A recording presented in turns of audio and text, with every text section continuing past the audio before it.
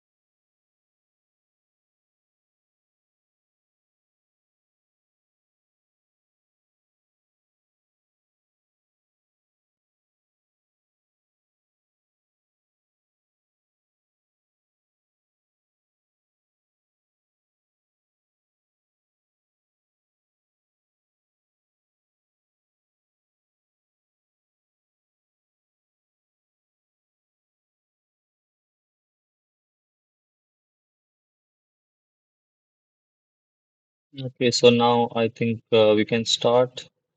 And when we talk about the suction stress characteristic curve, we basically talk about the relationship between the two variables. And here, these two variables are mainly uh, sigma s, that is the suction stress, and the suction value. Okay. And while we understand that sigma s, that suction stress, is a function of suction value U minus UW. Okay.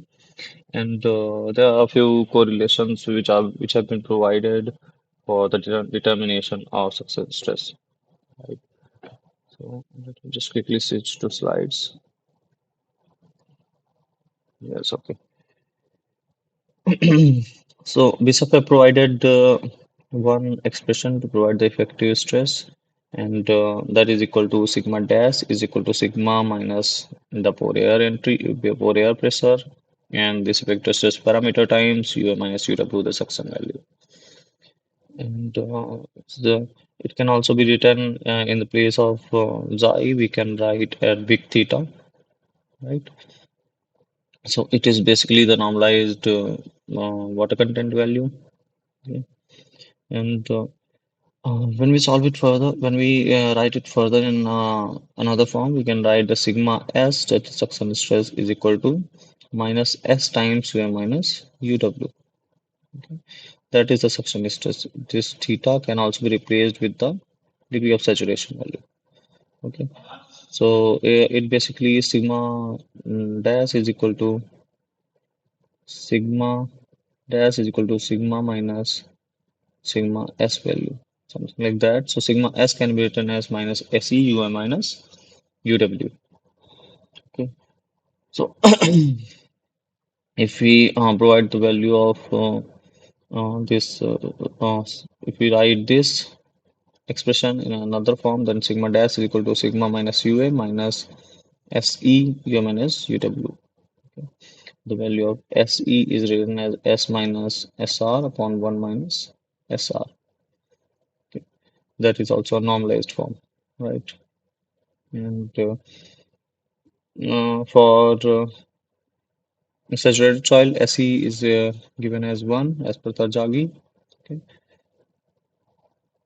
So if we determine the value of Se from this expression, uh, the value of Se from one of the model we have studied earlier, then Se is equal to 1 upon 1 plus alpha U minus UW to the power n and to the whole power m.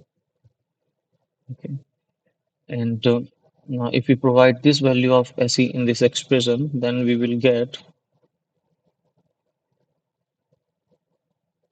we will get the value of sigma S as minus UA minus UW, that is the suction value, upon 1 plus alpha times this expression, right?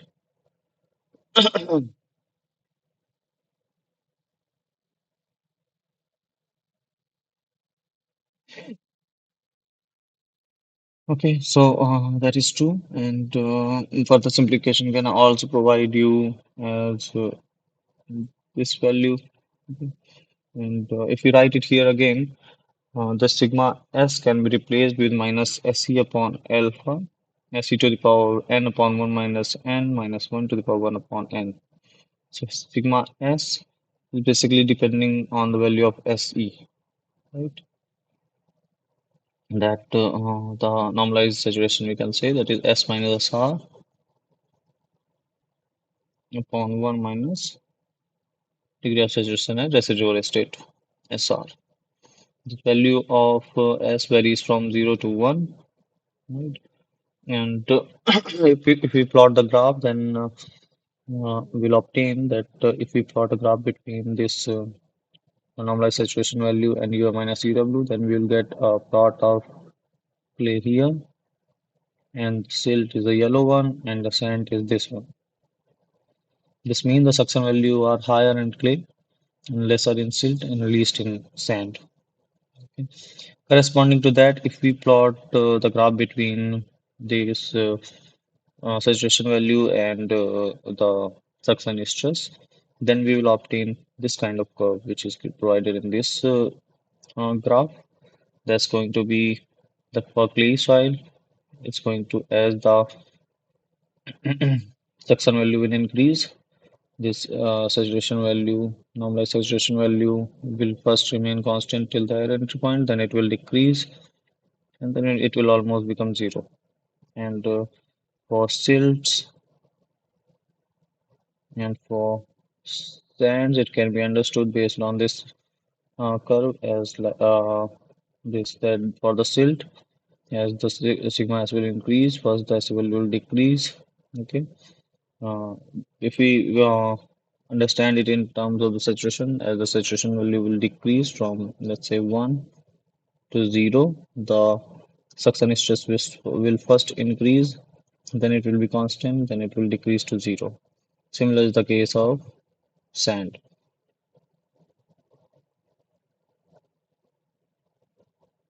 And we can also plot the suction stress minus kPa versus the this suction value U minus UW.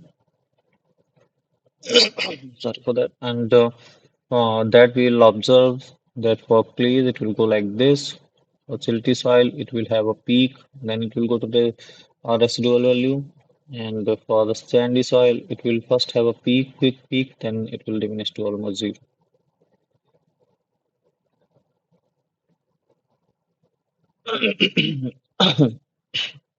So based on these observations, we will be solving one numerical. Okay. So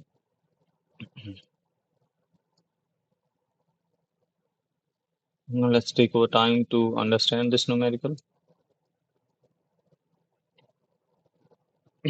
So here we are going to solve a numerical on the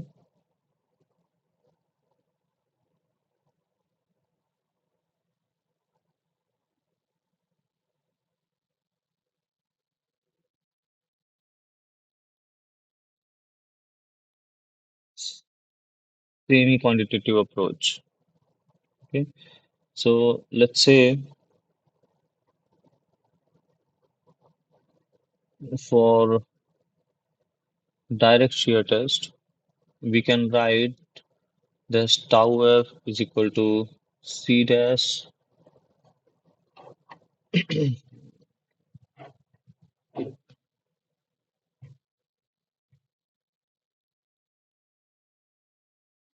tau f is actually equal to c dash plus sigma minus ua at failure minus sigma s multiplied by 10 pi dash, right? And it's because the sigma dash which is written, we can write sigma minus UA plus xi of minus UA minus UW xi of, and here we know that we have denoted sigma S, that will be equivalent to xi of UA minus UW.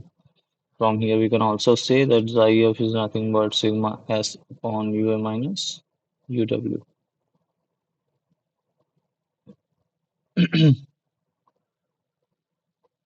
So if from this equation we calculate the suction stress, then it will be nothing but suction stress will be tau F minus C dash, right? And this will be divided by tan phi dash, okay? And then this term will come sigma minus UA F, right? And this will be minus sigma S. So if we will just rearrange this expression, then we will obtain sigma S is equal to tau F minus C dash minus sigma minus UA to the power sigma minus UA at failure tan phi dash, that will be divided by the tan phi dash. So these two expressions which we have obtained from here, right?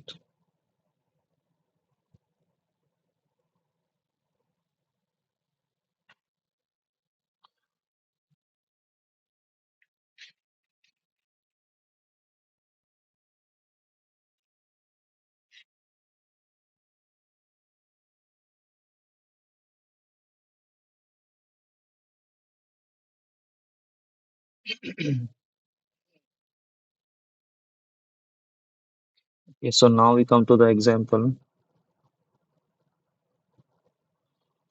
The nine tests which are provided here, these are the direct shear tests. The first two tests are performed at zero metric suction value, and the corresponding to those, the value of sigma minus UA and the value observed for tau F is provided from the X-ray test. Now, what we need to do is we need to calculate the value of suction stress. Okay, and we actually need to plot suction stress characteristic curve and the value of xi F also we can calculate, right? So first, let me clear up some space here.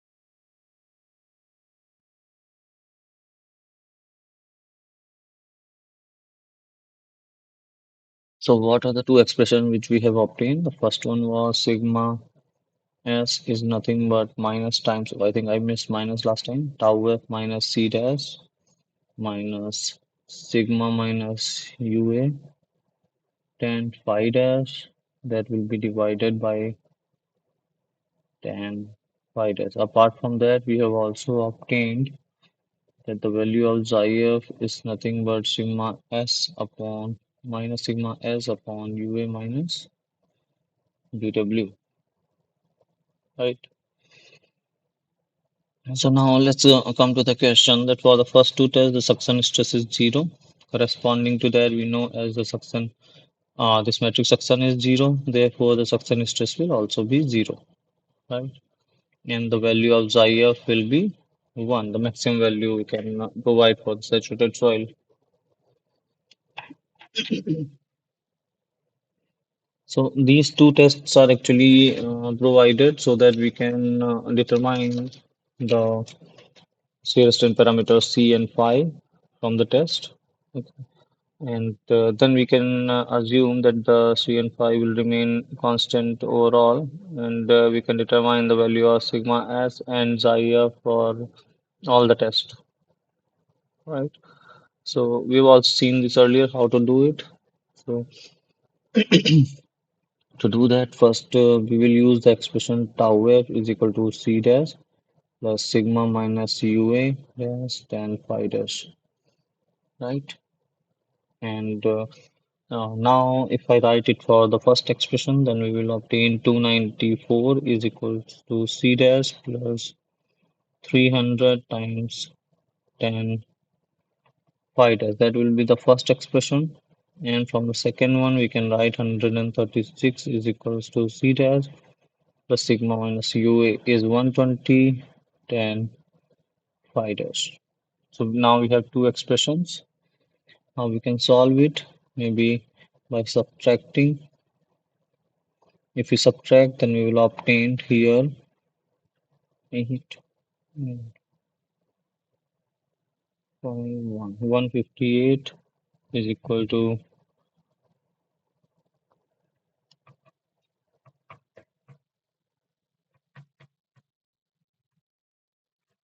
c test will cancel out, and here we can write 180 10 phi dash. So from here, if we calculate, 10 phi dash will be equal to 158 upon 180. So from here we can say phi dash is equal to tan inverse 158 upon 180. And if we solve it further, then we will get phi dash as tan inverse. Let's calculate 158 upon 180. So it will be 41.27 degrees. Right? Please cross check.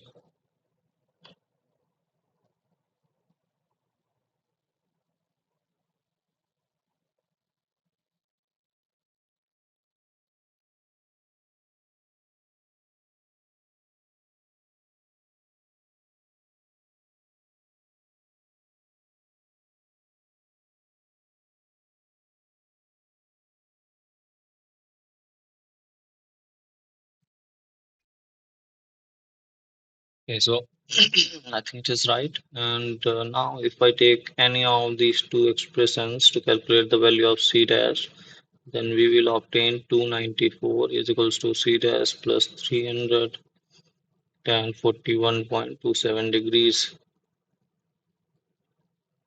From here, we will get C dash as 294 minus 300 times tan 41.27 degrees. So here we'll get C dash as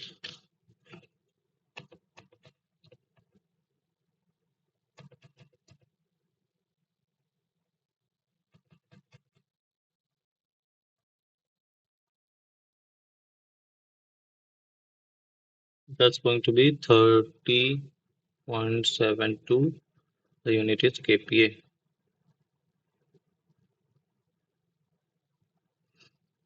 So we have obtained pi dash and c dash from the first two tests. Now we need to obtain the value of sigma s and xi f for all the other tests.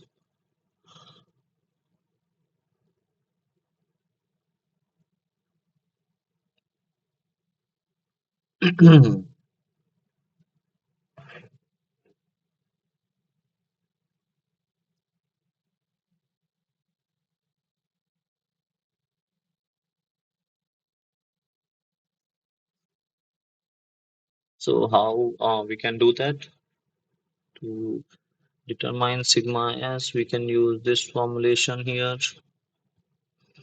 So let's say sigma s is equal to minus times tau f minus c dash minus sigma minus ua tan phi dash, that will be divided by tan phi dash.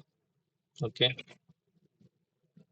So for the third test, if we'll see, then we can write minus the value of tau f is 156. The value of c dash we have determined, and we are assuming it won't change. 30.72 minus the value of sigma minus UA. At failure is provided for test 3 as 120. That is going to be tan phi is 41.27 degrees. Coming here,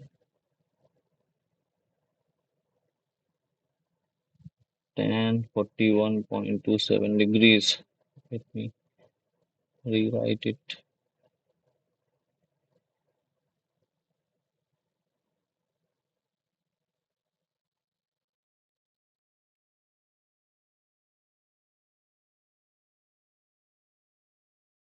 Right.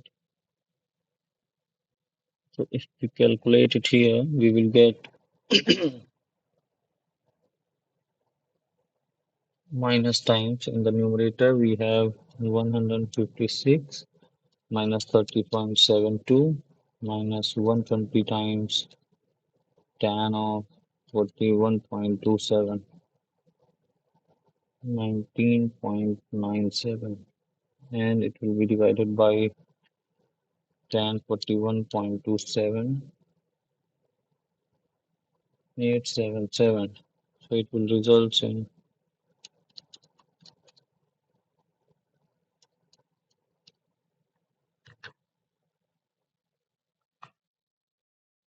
22.77 kPa. So sigma S we have determined as 22.77 in kPa. Now we can also determine the value of xi from here. So the value of xi is going to minus times sigma S upon, and this value is in minus, okay, right?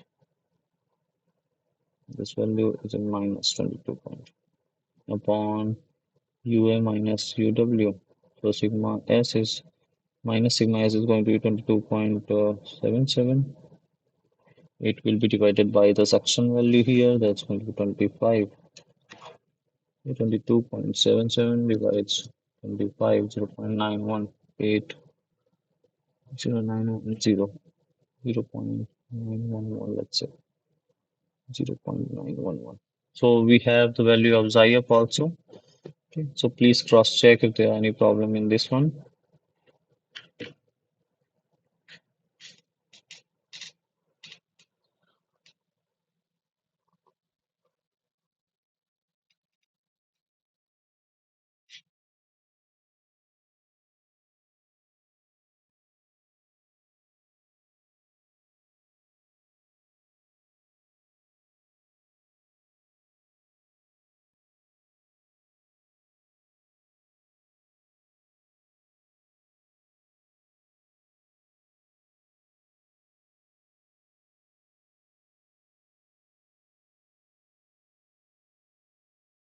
Okay, so I hope it is right.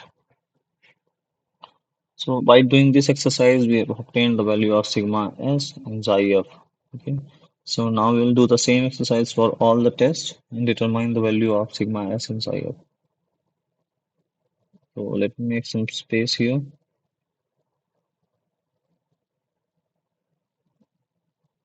Or I can jump to a blank page maybe.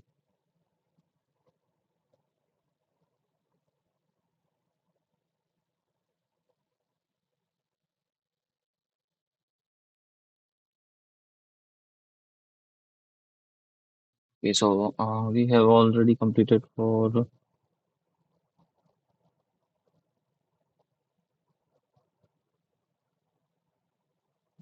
there is some problem. We have already completed for, I think I need to clear some space here only.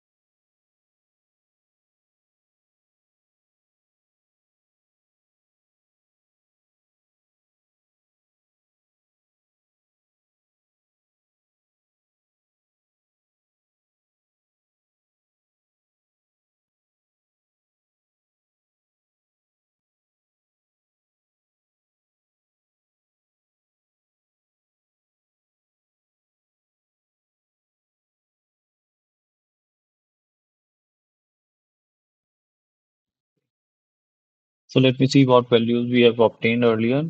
We have obtained the value of Y dash as 41.27 degrees. We have obtained the value of C dash as 30.72 kPa, if I'm correct.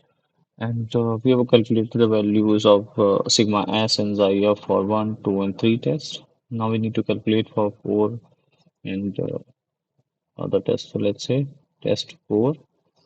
The value of sigma S will be minus times the value of tau f is 172, C dash is 30.72 minus 120, and phi dash is nothing but 41.27 upon 10 41.27. It will give me the value of 172 minus 30.72 minus 120 times 10 of 41.27. That will be divided by 10 of 41.27. So it will give me sigma S is equal to minus 40.98 kPa. Corresponding to that, xi f will be minus 40.98 divided by 50. So it will be 0.819. So we can write it here. This value is minus 40.98. This value is 0.819.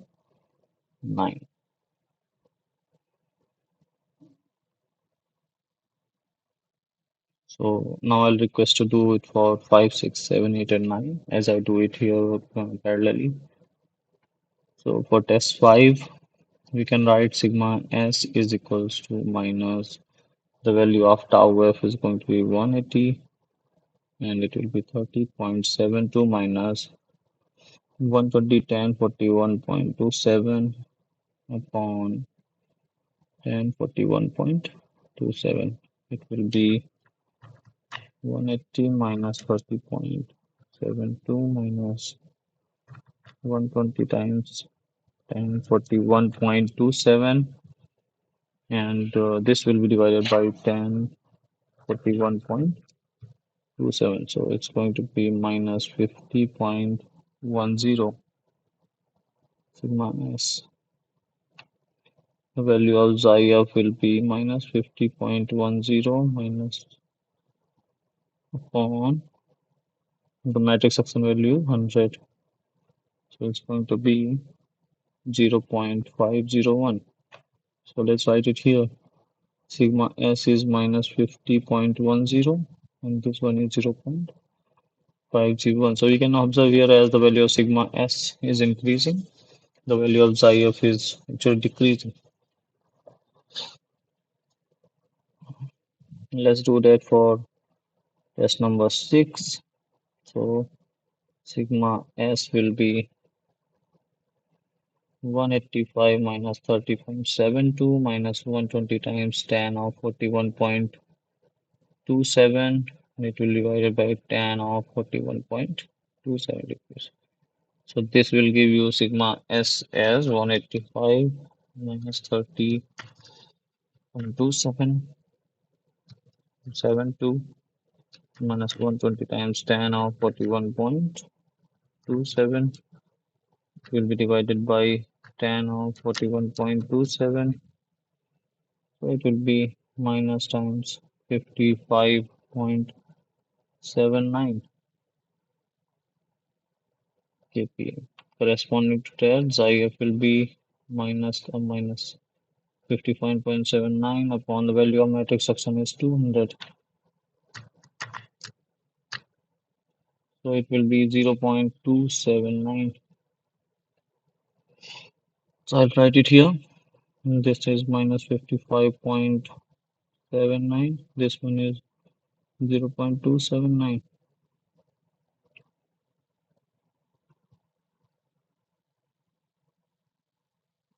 Test number 7.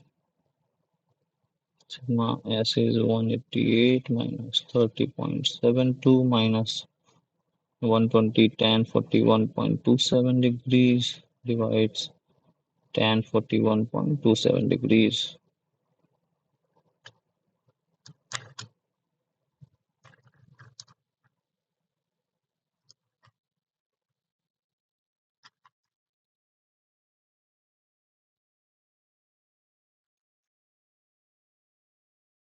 That will be minus 50.10 sigma s. I think there is some calculation here. Let me do that again. This one is 188. Okay, sorry. So let's recalculate. It will be 188 minus 30.72 minus 120 times tan 41.27.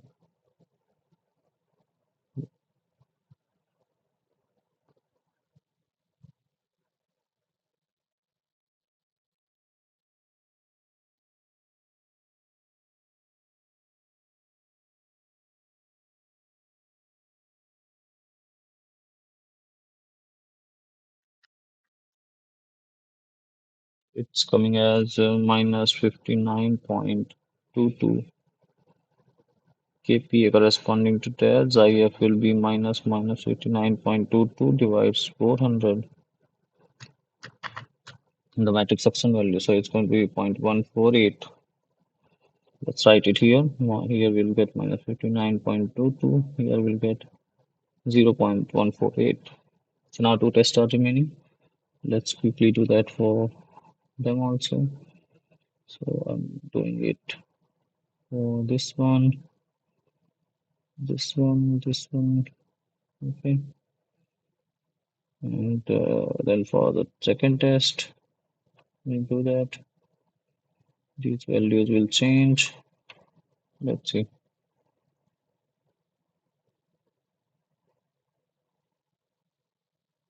Okay, so sigma s, let's say test number 8. The value of sigma s is nothing but 190 minus 30.72 minus 120 times tan of 41.27 divides tan 41.27. So if we calculate it, it's going to be 190 minus 30.72 minus 120 times tan 41.27. It will be divided by tan 41.27. It's minus 61.6 or 61.49. The value here, if we put, then we'll divide it by 500 matrix suction value. So we will get 0.123. So we can write it here minus 61.49 and 0.123. Let's do that for the last test, test number 9. So value of sigma s is 185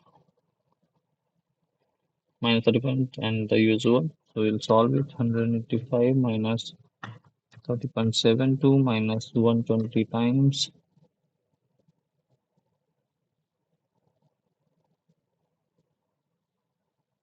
10 41.27 divides 10 41.27. So it will be minus 55.80, we can say. So here it is minus 55.80 and the value of Zayav is 7.80 per metric suction is 750. This will come 0.074. 0.074. Right. So we have obtained all the values of sigma s and xi f, and I will request you to cross check if any of the values are not correct.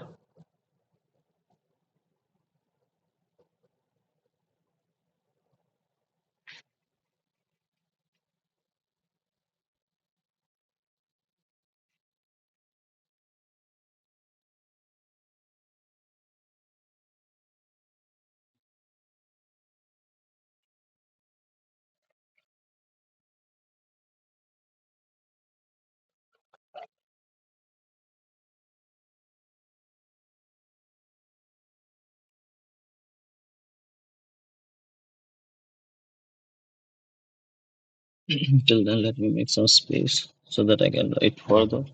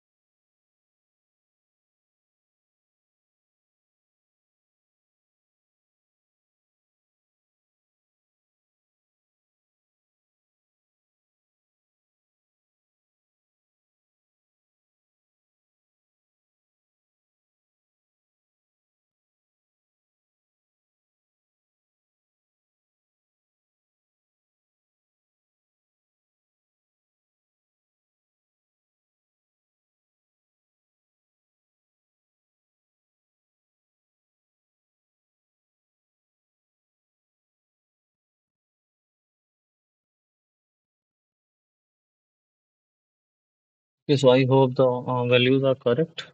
And if simply we try to plot this, then what we will get is if we are plotting sigma s in minus kPa's at y-axis, and we are plotting the suction values u minus uw in x-axis, then let's see what we'll get. We'll get the value of suction is 0, the value of sigma s is 0, then we are increasing again 25. So at 25, let's say the value of sigma s is going to be minus side 22 somewhere, and at the value of 50, it's going to be around 40, and so on. So if we'll obtain, we plot like this.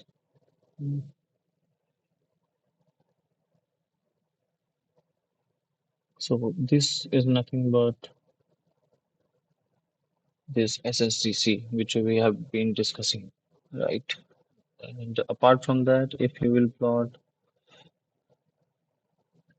xi f in the y-axis against UA minus UW, then you'll obtain the xi f starts from 1, then it decreases and it reaches to around 0.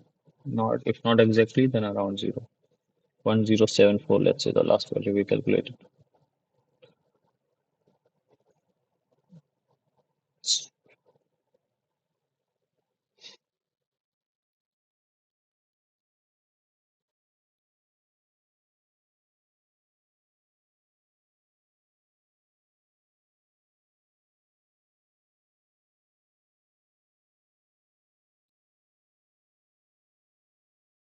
Here we can also note that we know from earlier that if we write xi of tan phi dash, then it will be nothing but equal to tan phi b as per Furland, right? So from here we can write the value of phi b also. We can obtain. So you can plot a graph between phi b value versus u minus uw also.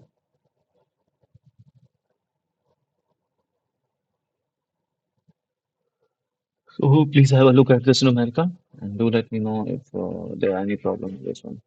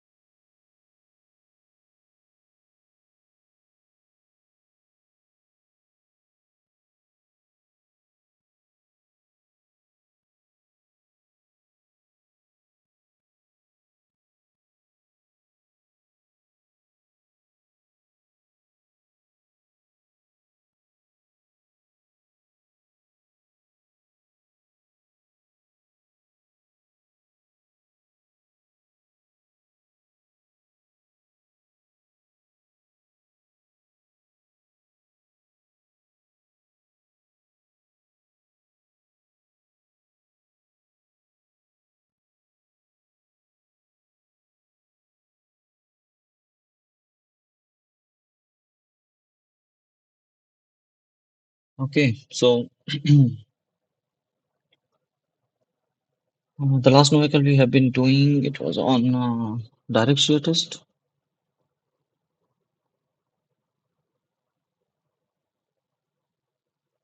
There's the direct shear test results, and now we'll do a numerical that is on the triaxial test. We'll use the same approach.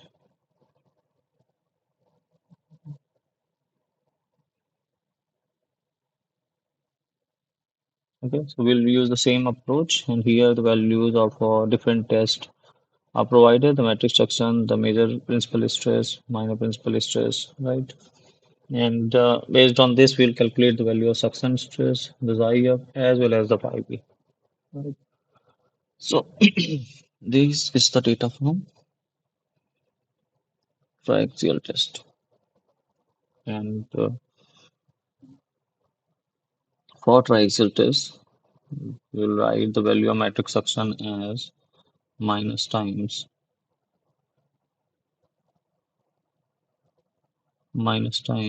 Here we can write sigma 1 minus UA at failure minus sigma 3 minus UA at failure tan square 45 plus pi by 2 equal to pi dash and tan square. Then we have minus 2 c dash tan 45 plus pi dash by 2. That will be divided by 2 times tan 45 plus pi dash by 2 and tan phi dash. So it's a long expression, and also from the Friedland and Bishop expression by comparing, we can say that phi b is nothing but tan inverse xi tan phi dash. Right. So these are the two expressions which we'll be using. Okay. And in the direct shear test, we actually have two tests which have been performed at zero metric suction. But here in triaxial test, we only have one test which have been performed at zero metric suction. But here it is given that the soil is sand. So as it is in the soil is sand, we'll assume that cohesion is almost zero. Okay. So the cohesion term will diminish. So if we see the Mohr circle,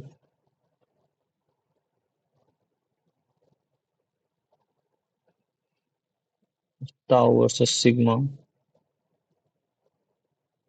then if we plot it from zero cohesion, then we can write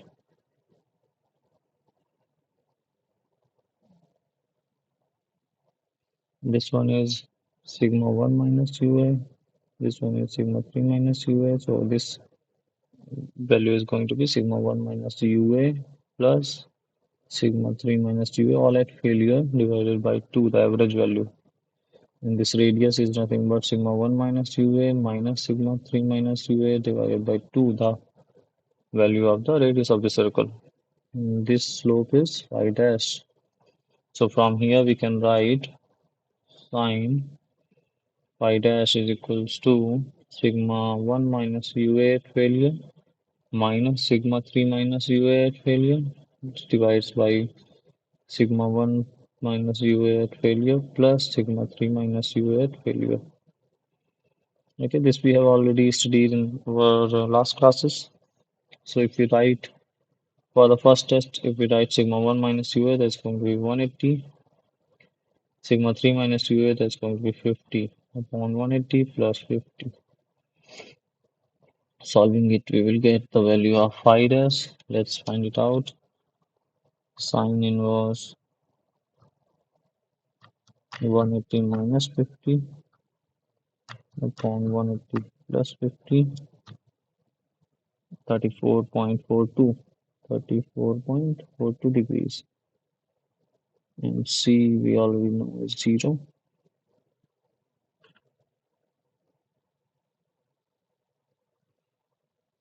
Right, so we have obtained the value of phi dash as well as c dash, and we will be assuming that these values will remain constant for all the tests. That is, the phi dash will be 34.42 and the c dash will be assumed 0. So now what we need to determine? We need to determine the value of sigma s, we need to determine the value of xi f, and xi f we already studied. That's going to be minus sigma s upon ua minus uw.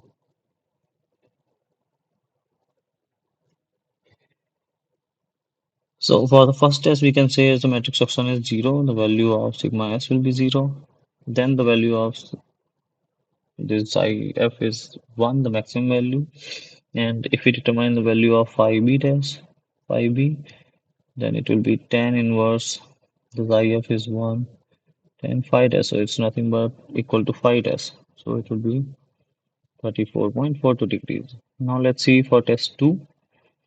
You can write sigma s is nothing but the expression provided minus sigma 1 minus ua at f, that's going to be 200 minus sigma 3 minus ua at f, that's going to be 50, and we will already calculate the value of tan 45 plus phi dash by 2, that will be equal to tan 45 plus 34.42 divided by 2, and it will be equal to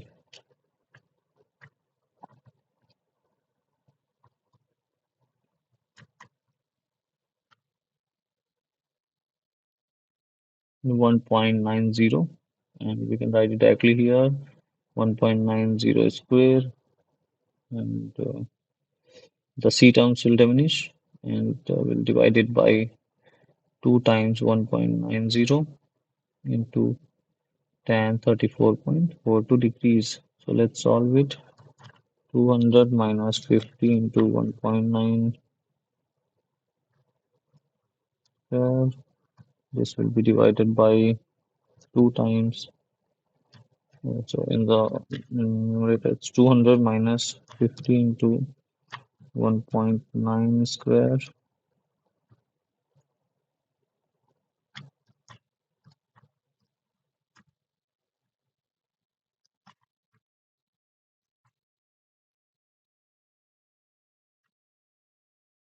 Okay, and it will be divided by 2 into 1.9 into tan 34.42.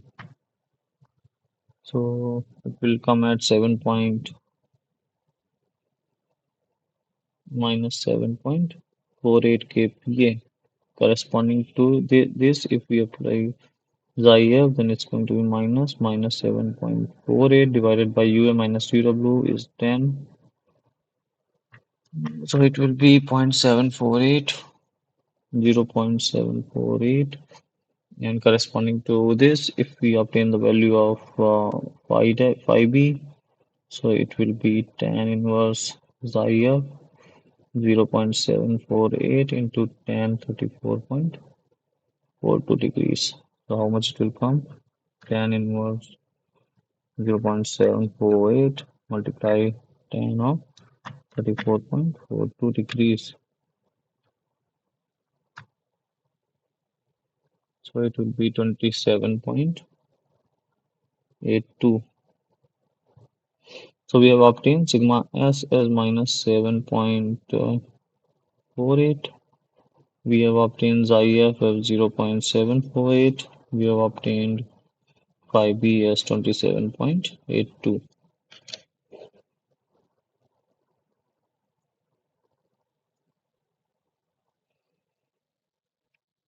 Right, so for the first and the second test results, we have obtained the value of sigma as xi f as well as phi b. Please cross check if you are comfortable doing it till this point.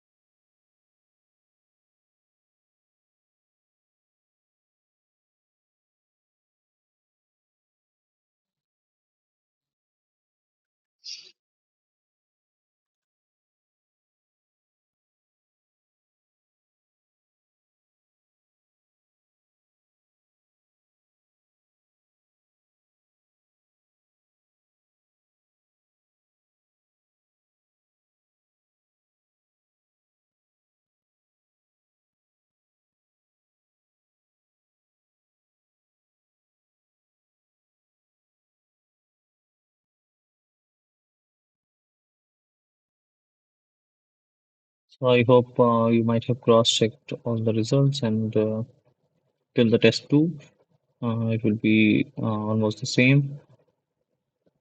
So let's solve it for other test also.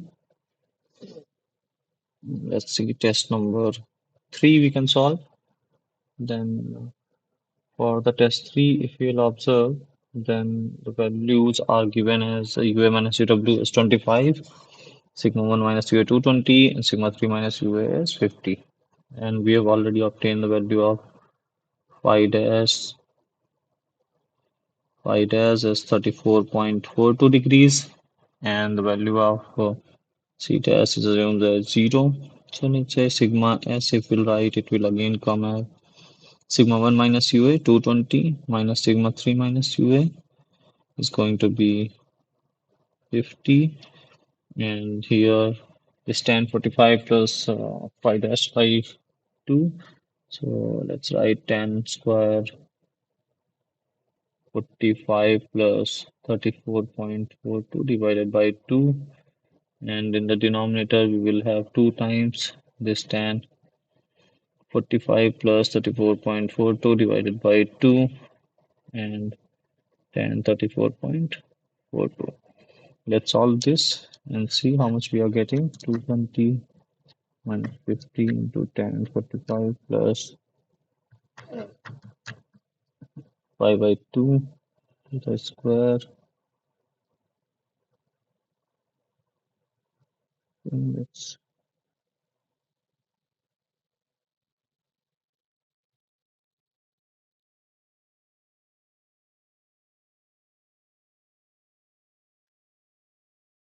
If in the numerator we got 39.98. In the denominator we'll get 2 into tan 35 plus 34.42 divided by 2 multiply tan 34.42, 2.60. So let's calculate how much we are getting. 39.98 divided by 2.6, we will get 15.37. So minus 15.37 kPa. Okay, sigma S minus 15.37, and corresponding to that xi of value will be minus 15.37, that will be divided by u minus uw value, that is 25, so it's coming 0.615.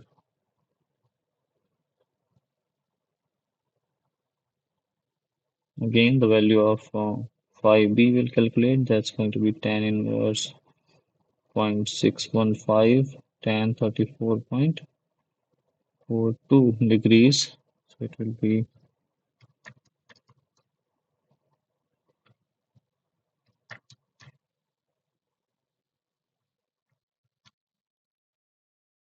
22.85. So here it's xi of is 0.615 and phi b is 22.85 degrees.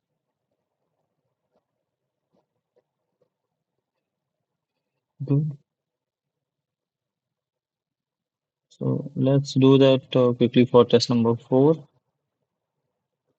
So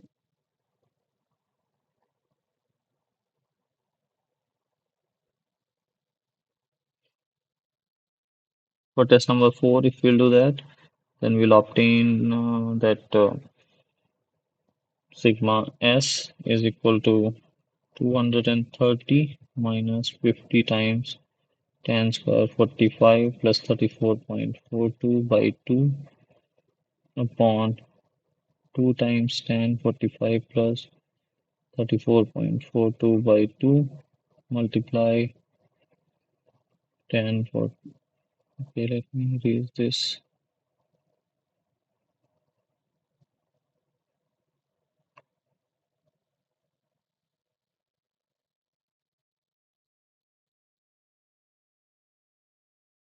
into tan 34.42.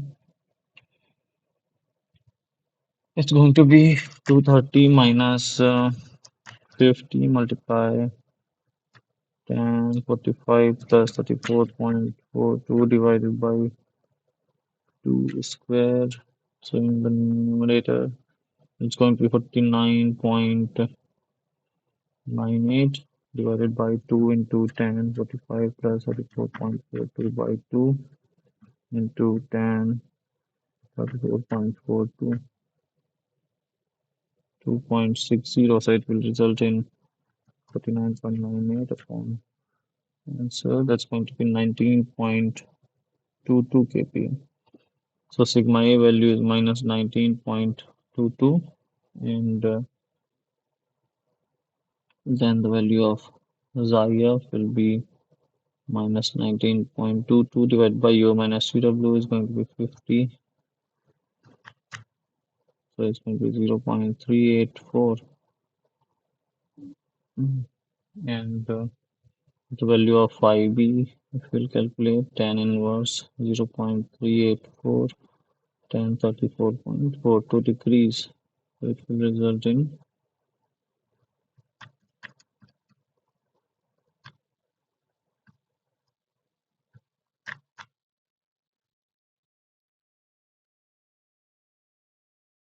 let's calculate again, tan 34.42 multiply 0.348, sorry, 384, and tan inverse of answer 14.74 degrees. So it's going to be 14.74 degrees. So we have done that for 1, 2, 3, and 4 test numbers, and further for 5, 6, 7, 8, 9, we'll do it quickly. Okay. So let's take a 10-minute break, and then we'll start from this point.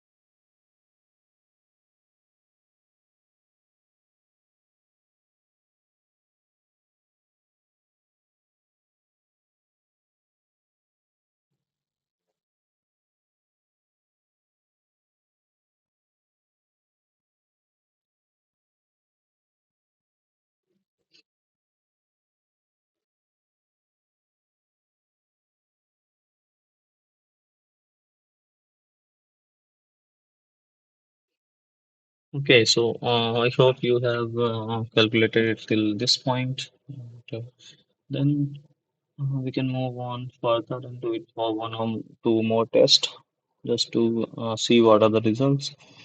And for the test 5, let's say if we are doing it, so sigma s will be minus sigma 1 minus ua is 240 minus sigma 3 minus ua is 50 again, and tan square 45 plus 34.42 divided by 2. This will be divided by 2 into tan 45 plus 34.42 divided by 2 into tan 34.42 degrees.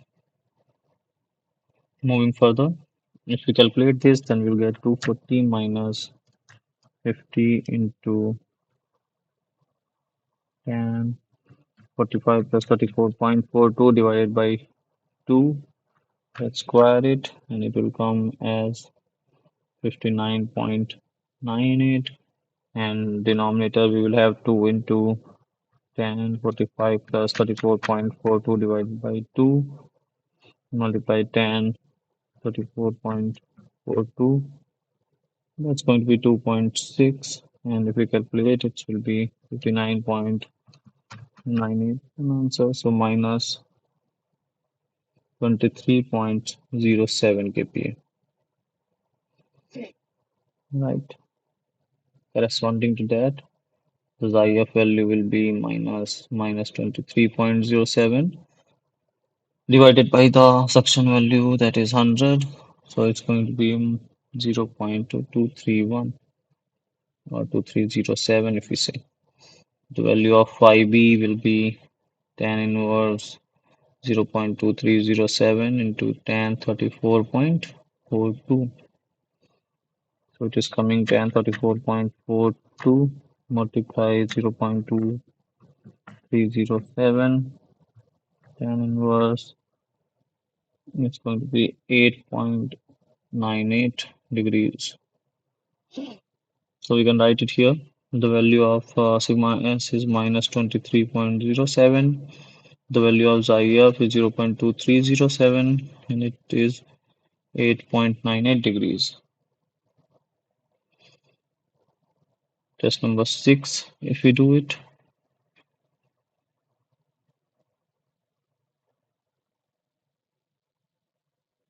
sigma s will be coming as 250 minus 50 times tan square 45 plus 34.42 upon 2, 2 into tan 45 plus 34.42 upon 2 into tan 34.42 degrees. How much will be that? 250 minus 50 into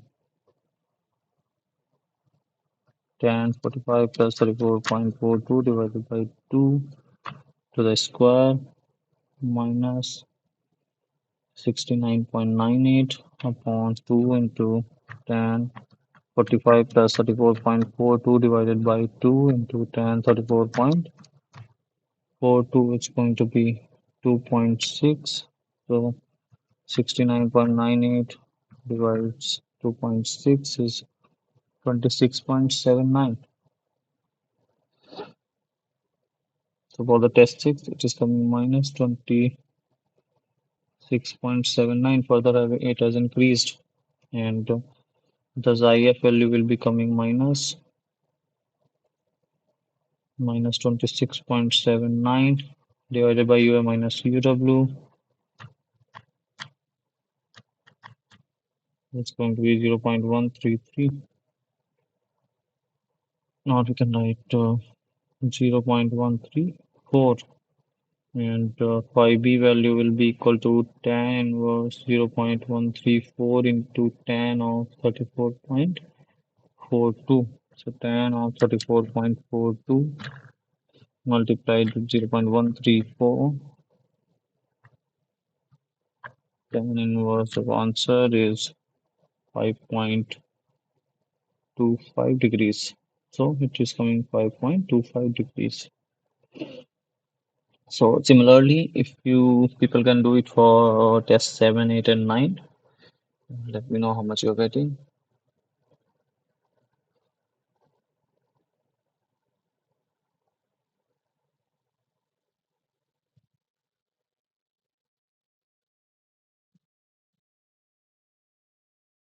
So if you'll do it for test 7, then I've pre-calculated it. It will be coming as around 32.68 kPa.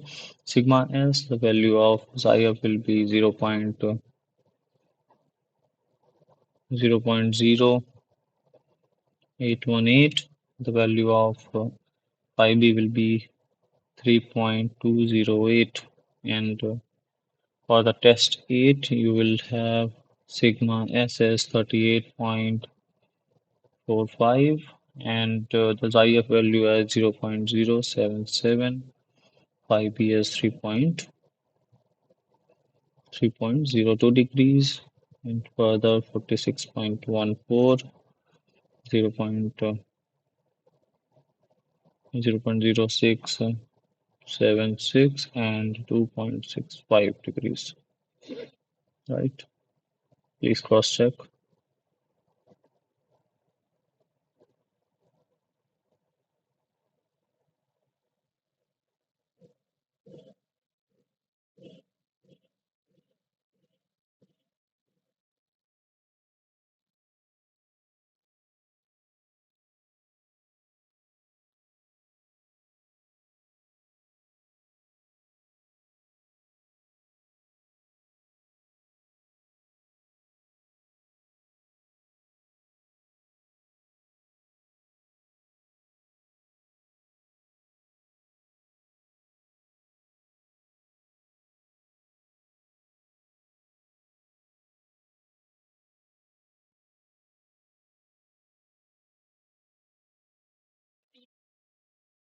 Okay.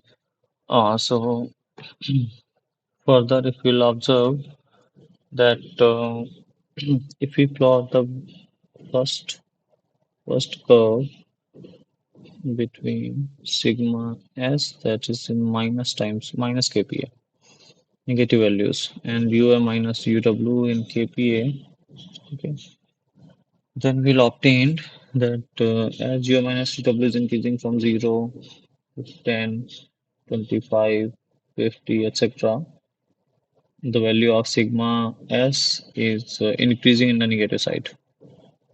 So for 10, it is around 7. For 25, it is around 15, and so on. So if we plot it, then we will get a trend like this. Okay, that is nothing but SSCC curve. So I'll sync characteristic curve, and this curve indicates that matrix suction is increasing. The value of suction stress is also increasing. Okay, and similarly, if we plot xi f versus u minus uw, then we'll obtain correctly exactly the opposite trend. Right? The value of matrix suction increases. The xi f value or the effective parameter value decreases from 1 to almost 0. Right?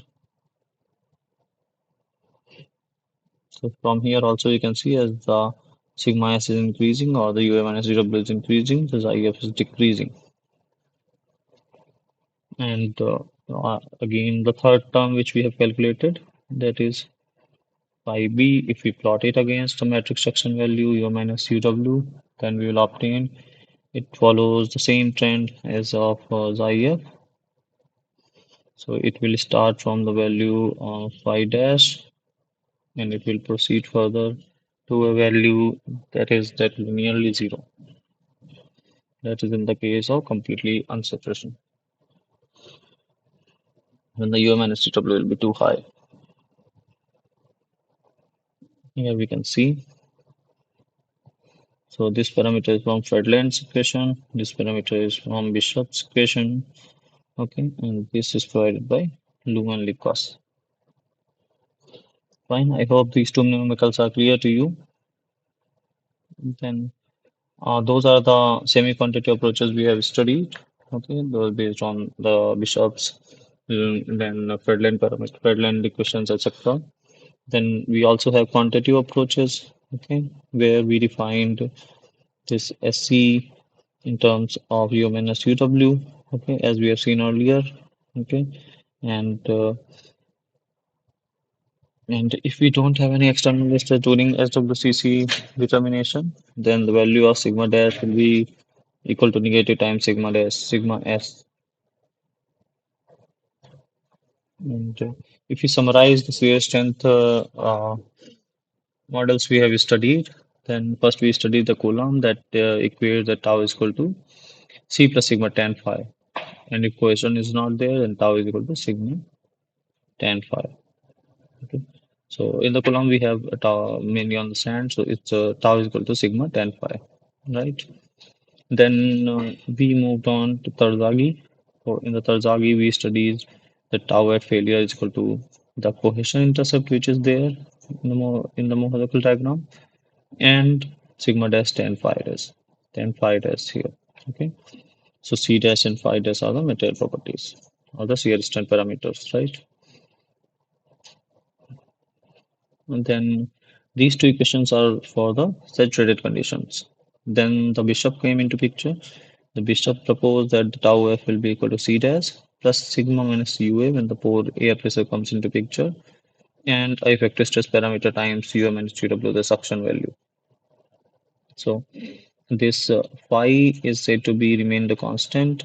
As we increase the suction value, this tau value will increase, and that is because of this term, xi of u minus uw.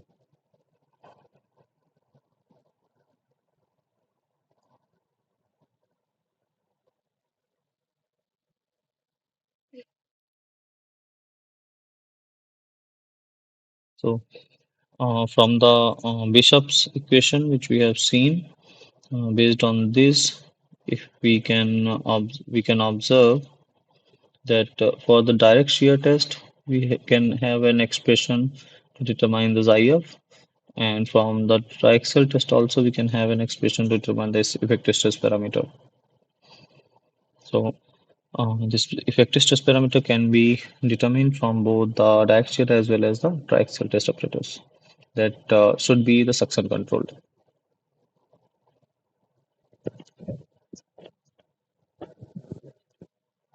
And after the bishop, we have the formulation of Fredland. The Fredland proposed that these tau f is equal to C dash plus sigma minus UA tan pi dash and U minus UW tan phi B. Okay, so what modification here made is that he have written tan phi b, that is mostly equal to xi f tan phi dash if we compare both the equations. And this phi b value is actually not constant. It keeps on changing as the metric suction increases. First, it will be a constant, then it will decrease, and it will even go to negative values. And Fredlin proposed that we can draw it in a three-dimensional space where the x-axis can be tau f, the y-axis can be tau f, sigma minus UA in y-axis, and UA minus UW on the z-axis.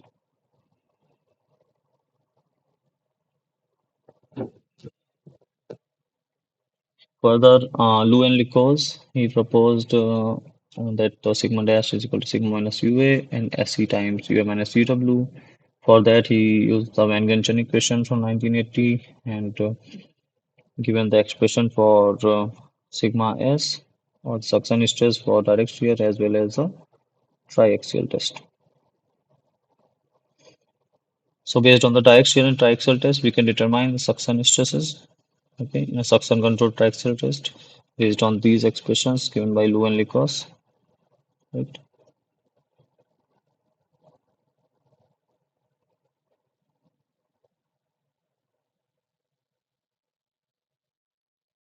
And this is a shear strength property which we have been studying in saturated and unsaturated soils. And now we move on to the volume change behavior of the soil. So, in the volume change behavior, we are studying that the what type of volume change behavior is exhibited by the soil and what is a possible reason for that. Okay.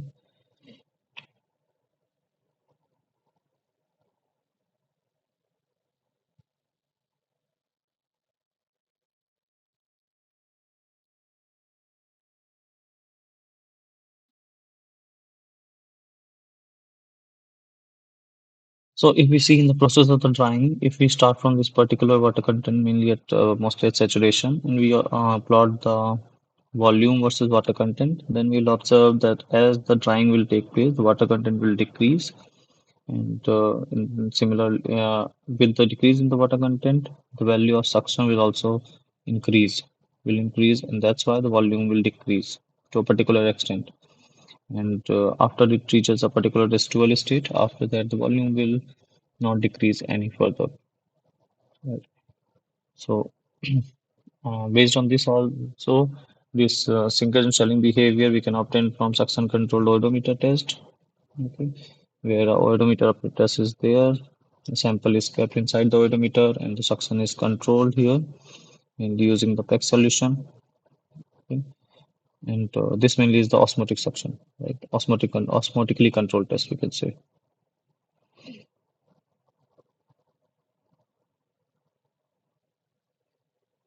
Then we can determine the changes in void ratio as the saturation changes, etc.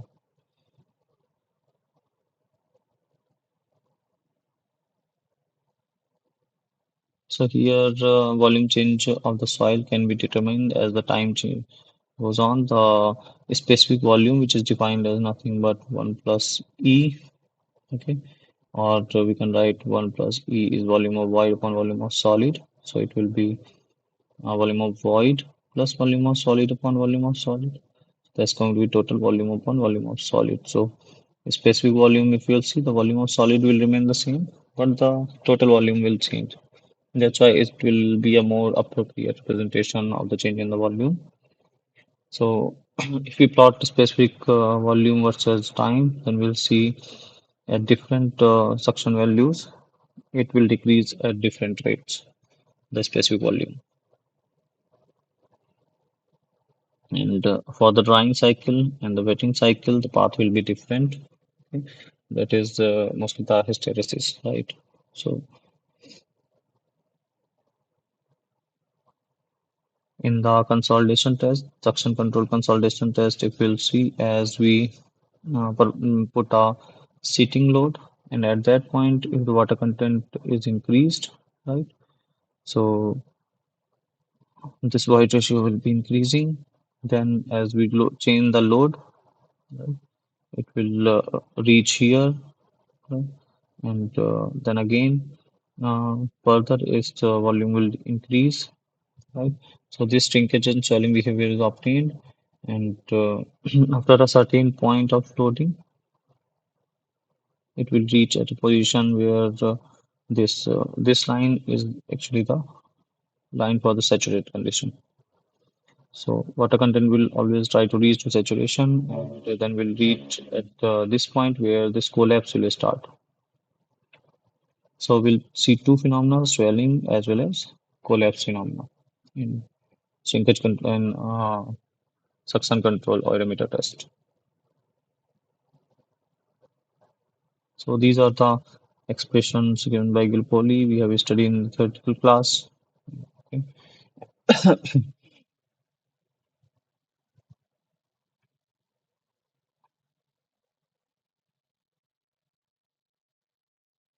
So we have studied all this also that let's say in this case of clay soils, okay, in the dry state, as the negative charge is there on the surface of the clay soils, and very less water will be there at the surface. And as we hydrate the clay soil, the water will start accumulating, or the absorbed water will be here to neutralize these charges.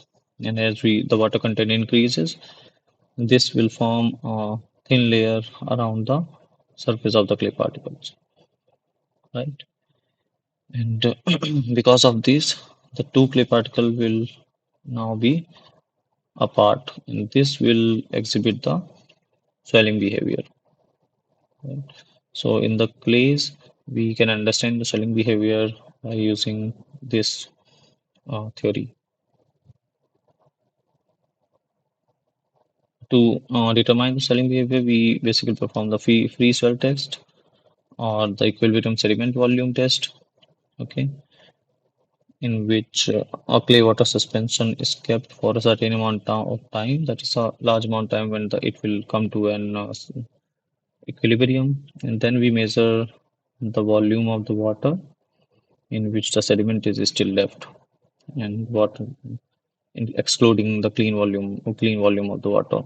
Okay, in that way, we can determine the soil index that will be equal to VW minus VK upon VK. Okay, VK is nothing but when we keep this same soil in a non-polar liquid, mostly in kerosene, then we determine the volume after a certain amount of time.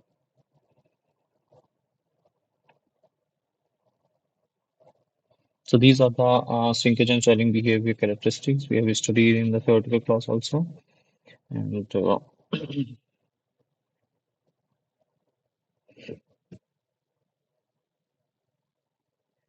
with this, we will come to our assignment questions. The first question is that the ESV in the equilibrium sediment volume test was conducted by mixing 2 gram of oven dried bentonite soil with water. Another duplicate test was conducted by mixing the same soil with kerosene. Right? So one with water and one with kerosene. The clay sediment volume at T is equal to infinity or a very large amount of time will be lesser for the case of where water was used as a pore fluid. So as we see, water is a bipolar liquid, therefore it will keep the particles in suspension, right? But in a non-polar liquid, these particles will settle faster. That's why after a certain amount of time, it is not true that the lesser volume of the sediment will be formed in water when the water is a pore fluid, but it will be formed when the kerosene is the pore fluid because it is non-polar. So this statement may not be truly correct,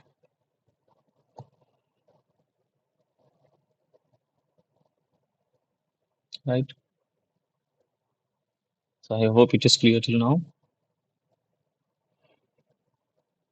Okay, so let's move on to the second question. When a clay sample is wetted, the electrostatic potential of an individual platelet decreases linearly from the surface to the DDL double diffuse layer and bulk solution interface.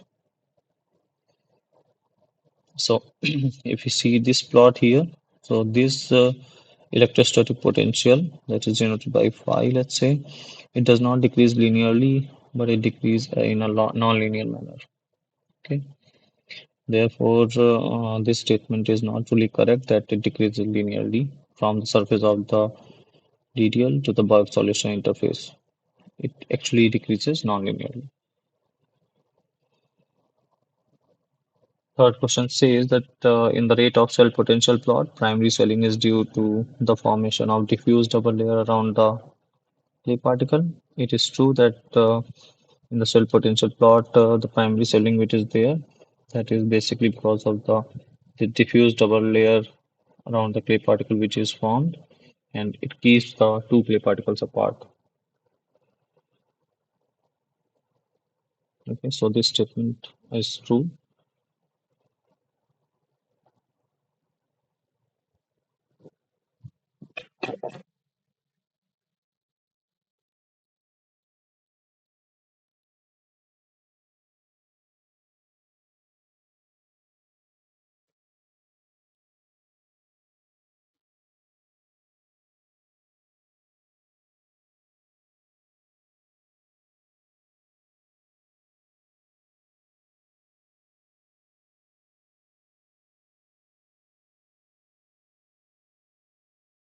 Okay, so the fourth question says that inexpensive soils like bentonite, they can exhibit both swelling and collapse behavior when they are subjected to wetting under different applied stresses. So we have studied that when a bentonite sample is subjected to wetting under different applied stresses condition, then what happens is that if this is the line for the dry soil condition and this is the line for the saturated condition, in that case, after a certain amount of loading, it will start exhibiting the collapse behavior. Or from the dry, if we saturate it or wet the soil, then it will reach this point.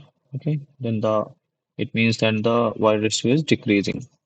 And but if the load is lesser than this point, okay, the sigma x is if we say, then at this point from going from dry to saturated, its volume will increase. So it will exhibit a swelling behavior. So this statement is true that they can exhibit both swelling and collapse behavior when subjected to wetting under different applied stresses.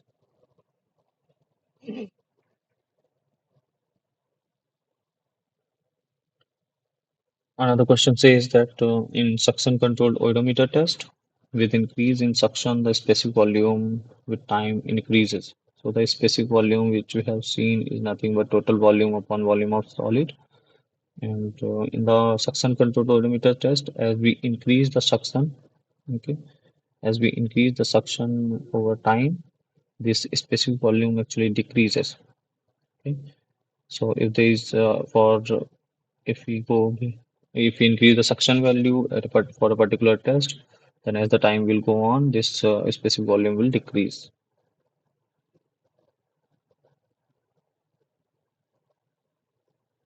because at more suction there will be more attractive forces between the particles. That's why the volume will decrease. So if this statement is not correct because the specific volume will not increase or although it will decrease. Then we have another question, the method of equilibrium void ratio. One single test is sufficient to estimate the swelling pressure of the soil. So if we see uh, for this method of equilibrium void ratio, this there are a number of tests which we need to perform for estimating the swelling pressure of the soil. Then only we can form this line, right? But from for a test like constant volume test, we can perform this test on a single specimen by wetting and drying cycle, applying wetting and dry cycle. Okay, and in the conventional consolidation test also, we can perform the one sample only and get the swelling pressure of the soil, but not in the equilibrium wide ratio method. So this statement is not correct. The question is that the Zaghi-Bundy consolidation equation is useful for estimating the both small strain and large strain consolidation settlements. So the Zaghi-Bundy consolidation equation is derived based on the assumptions of small strain. Okay, and because it relies on the linear elastic behavior of the soil for the small deformation. When the large strains are there, this involves nonlinear soil behavior, and therefore the Tajagi theory is not applicable on those strain states, right? So this statement may not be considered as correct.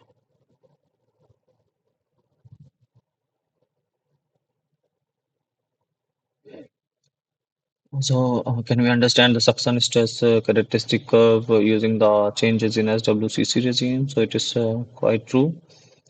Based on the SWCC curve, we can understand how is the suction stress is changing in the soil as we increase based on the saturation value, right?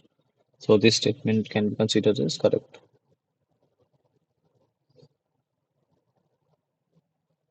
So we have covered 8 questions, and let's say in the I hope it's clear to you. So question number 9, if we'll see for clay soil, as the degree of saturation approaches zero, the capillary effects get diminished, and hence the suction stress becomes zero. So if we'll see for clay soil, as the degree of saturation is approaching to zero, degree of saturation approaching to zero for the clay soil, the capillary effect uh, it is not getting diminished, and the suction stress is not actually zero, but it is increasing to a high value, right?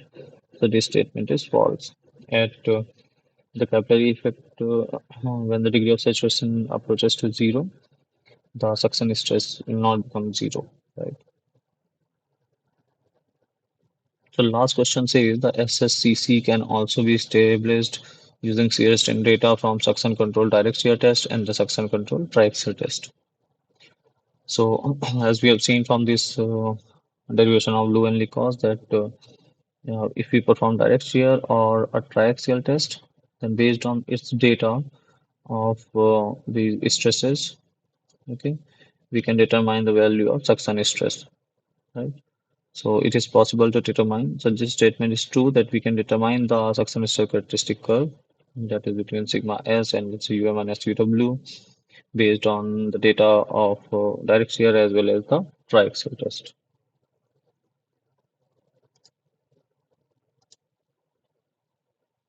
Okay, so these were all the questions from this week's assignment, and I think these are clear to you. And if you have any doubts in the numerical or in the question, please do let me know.